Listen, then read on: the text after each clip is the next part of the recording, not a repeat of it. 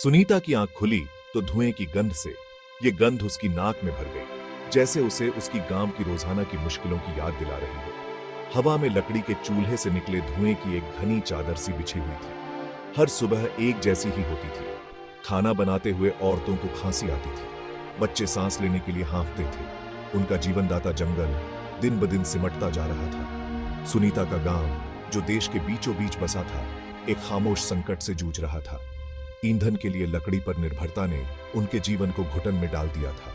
हवा धुएं से भरी हुई थी, जो सभी के लिए स्वास्थ्य के लिए हानिकारक था। जंगल, जो कभी हरे भरे और जीवंत हुआ करते थे, हर गुजरते दिन के साथ सिमटते जा रहे थे। औरतें लकड़ी इकट्ठा करने के बोझ तले दबी मीलों पैदल चलती थी। उनकी पीठ बोझ के नीचे झुकी हुई थी। लकड़ी पर निर्भरता एक दुष्चक्र थी, जो उन्हें गरीबी और प्रदूषण में फंसाए हुए थी। यह एक धीमा, पीड़ादायक संकट था और सुनीता इसका हल खोजने के लिए दृढ़ थी। एक दिन सुनीता के गांव में एक स्थानीय एनजीओ आया। उन्होंने बायोमास ब्रिकेट्स के बारे में बताया, जो खेती के कचरे से बना एक सस्टेनेबल फ्यूल था। सुनीता ने ध्यान से सुना। उसके दिल में उम्मीद की एक किरण जागी। यही उनके दुखों का उत्तर हो सकता था, धुएं और निराशा से निकलने का रास्ता। एनजीओ ने बताया कि कैसे ये ब्रिकेट्स, जो फसल के अवशेष जैसे आसानी से मिलने वाले कचरे से बनाए जाते हैं, लकड़ी से ज्यादा समय तक और साफ जलते हैं। उन्होंने इन ब्रिकेट्स को बनाने की सरल प्रक्रिया को विस्तार से बताया, जिससे ग्रामीणों को अपना ईंधन बनाने का अधिकार मिल सके।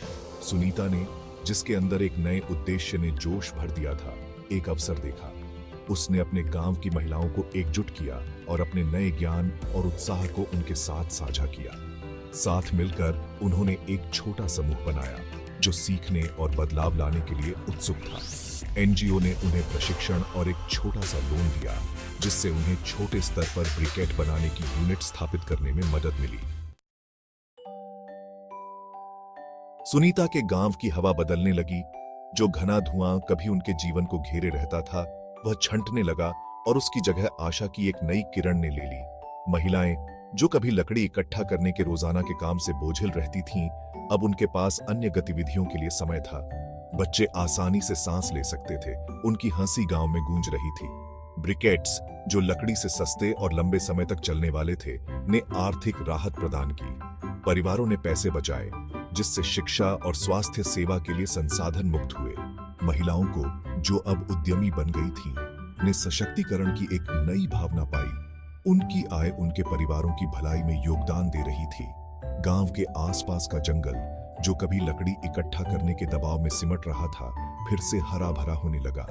हवा, जो कभी धुएं से भारी रहती थी, अब साफ होने लगी, जिससे ग्रामीणों के स्वास्थ्य में सुधार हुआ। सुनीता की पहल ने एक बदलाव की शुरुआत की थी, जिससे यह साबित हुआ कि छोटे छोटे कदम भी बड़े बदलाव ला सकते हैं। सुनीता की पहल की सफलता उनके गांव से आगे भी गूंज उठी। उनके बदलाव से प्रेरित होकर पड़ोसी समुदायों ने ब्रिकेट्स अपनाने के लिए उनसे संपर्क किया। इस सस्टेनेबल फ्यूल की मांग बढ़ गई, जिससे और ज्यादा महिलाओं को सशक्त बनाया जा सका और ज्यादा जिंदगियों को बदला जा सका। सुनीता की कहानी आशा की किरण बन गई, जिसने जटिल चुनौतियों का सामना करने में सरल समाधानों की शक्ति का प्रदर्शन किया।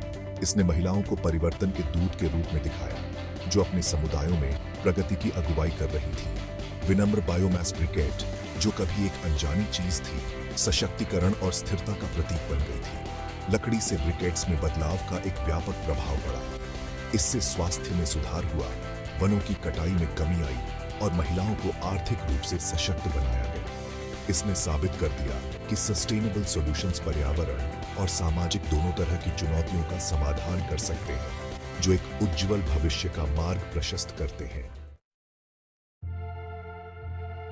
सुनीता, जो कभी एक सपने देखने वाली महिला थी, अपने समुदाय और उसके बाहर आशा का प्रतीक बन गई। धुएं से भरे जीवन से एक स्वच्छ, स्वस्थ वातावरण तक की उनकी यात्रा ने दूसरों को सस्टेनेबल सॉल्यूशंस की तलाश करने के लिए प्रेरित किया।